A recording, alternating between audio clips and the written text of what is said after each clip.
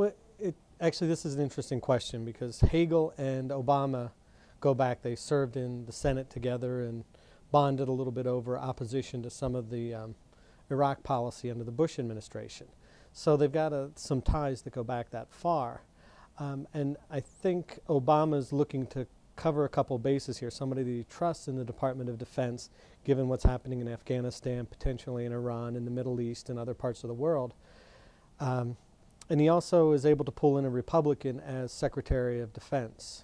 So that, especially with Hagel, Secretary of Defense who has ties then in the Senate and can work with Republicans on Capitol Hill. Now, the thing about Hagel is he's not necessarily liked by every Republican on the Hill. Some senators have come out against him and expressed some discomfort with his nomination. But in the end, it's unlikely that the Senate will not approve one of their own who's been out a few years, that's been nominated by the president. He's going into friendly territory, right? This is a former senator that's not been out for very long, going back to the Senate. I hear folks commenting about how this is going to be a difficult nomination. He may get asked some difficult questions, but I don't think the nomination and the vote itself will be very close. I think in the end, the Senate will defer, as it usually does, to the president. It will see Hagel as somebody who was in there, and then that confirmation won't be super smooth sailing, but I don't think anybody expects him not to get confirmed. So I think that's what we're going to see with this nomination.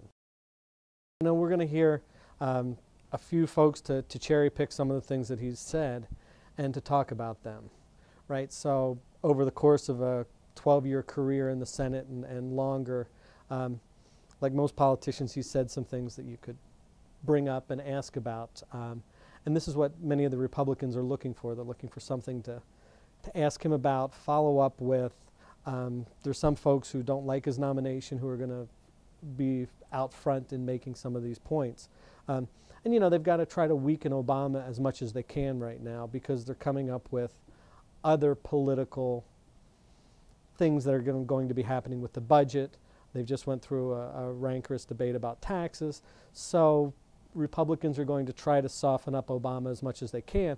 So each of these nominees is going to see some opposition. I suspect we'll even see some questions raised about John Kerry's nomination.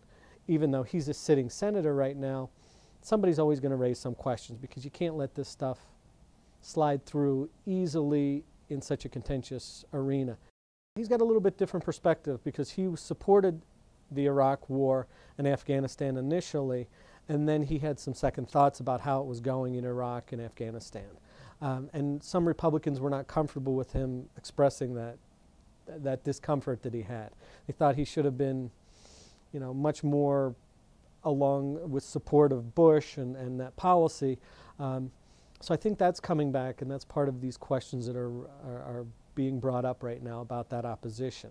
So I think the Republicans are not as comfortable with that. And you know, anytime somebody steps out of line, whether they be Republican or Democrat, that sets them up for questioning within their party. So I think we're seeing some of that with Hagel as well, as he's got to answer some of these questions. But that's Chuck Hagel, right? He's always been a bit of a maverick, or he likes to speak his mind, and he's very clear about that. And that doesn't always win you friends, and sometimes will make some enemies down the line.